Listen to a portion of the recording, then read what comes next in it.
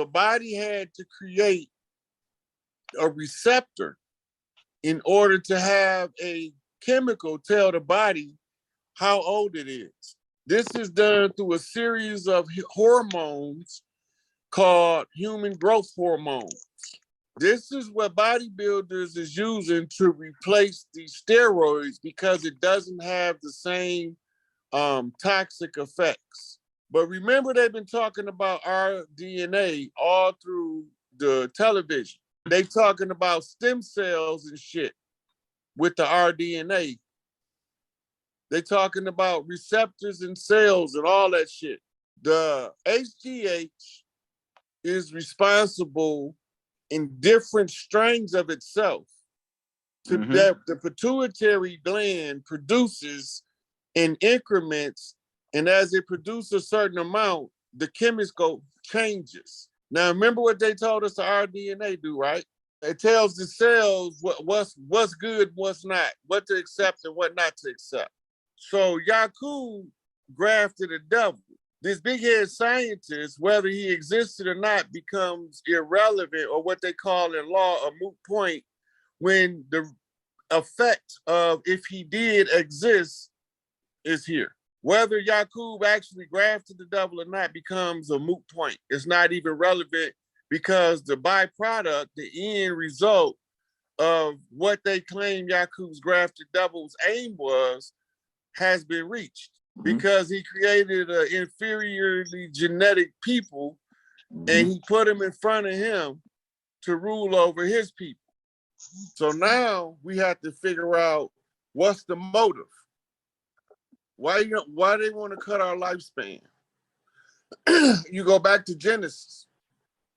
They didn't get kicked out for eating from the tree of the knowledge of good and evil. Everybody thinks that's why they got kicked out, but they got kicked out so they would eat from the tree of eternal life and live forever and be like one of us. So whoever they is, they got long lifespans, but they cut ours short. In the birth scrolls of the doulas, it got the sequencing of the human genome written in herbs, what the herb do, and what it treat. Tells them what's on that section of DNA that can utilize this herb. We know that they wanted us to live a short life. So if they cut the 120 years into 60, how would they go about this? When you read in the book, in the Sumerian tablets, they talk about making the viruses in the laboratory in order to keep the human population in check. If I'm not mistaken, I'm almost positive Pops talk about it in the Holy Tablets. So what we thinking is naturally occurring virals and bacteria. They've been making this shit in the laboratory all the time. When you know what the genome is, you know what the effects of the viral agent. Notice they always call it an agent. What do agents do? They infiltrate, right? What do viral do? Viruses spread, right? And they come in, infiltrate, and spread out. So they scatter themselves across the land and try to move themselves into what's called positions of prominence. Every politician is a barrister. If they all devil, who they work for? Barristers are what you call under royalty to lords. The lords are the ones who govern the land. And the lords is the ones that call themselves the elves. And the elves came in with El Shaddai. El Shaddai is Enki, which telling us that it was part of some form of genetic engineering program. They working to cultivate the land and tend it to the cattle and to the flocks and to the herds. And then they said they took man from the dust of the ground. That means he's earthborn. He's tied to the earth because he's made out of earth. Then it say he divided them up into tribes, families, and clans. Those three different cultures. It's three major cultures: tribes, families, and clans. Tribes are more political and function.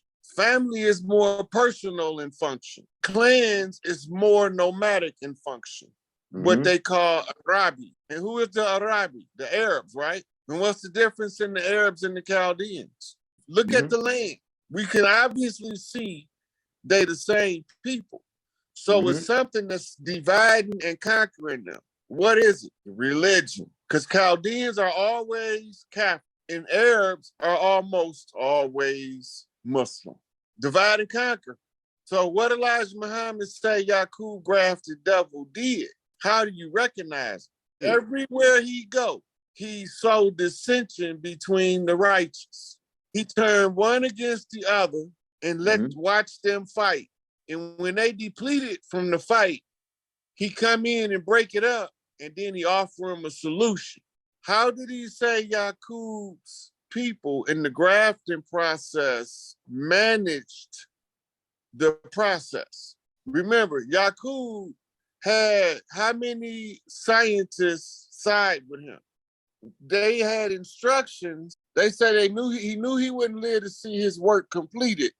So he gave them instructions. And he told them how to enforce the wedding or the union, the people, in order to get to the gene, the lighter gene, right? So this is when he explained to them the process of the grafting process. He say, marry the darkest ones to the lightest ones, and marry the medium ones to the medium ones, until you get all the way down to blonde hair and blue eyes. Okay, now Pops told us about two different groups of Europeans. What we call Nordics comes from what you call Flugerons. The Nordics became tall, warrior-like Europeans with the long aquiline features. And the Canaanite became the short, stubby, round-faced, curly-haired European. So you got the white boy with the nappy hair like an afro. Now they call the Irish the red-haired stepchild of Europe because of their piebald suntan and their ginger-colored hair. And they don't like the Scots because they too close to the Irish. But they tell you that it's a war about Catholicism because the original Irish was Orisha. The word Irish is a derivative of Orisha.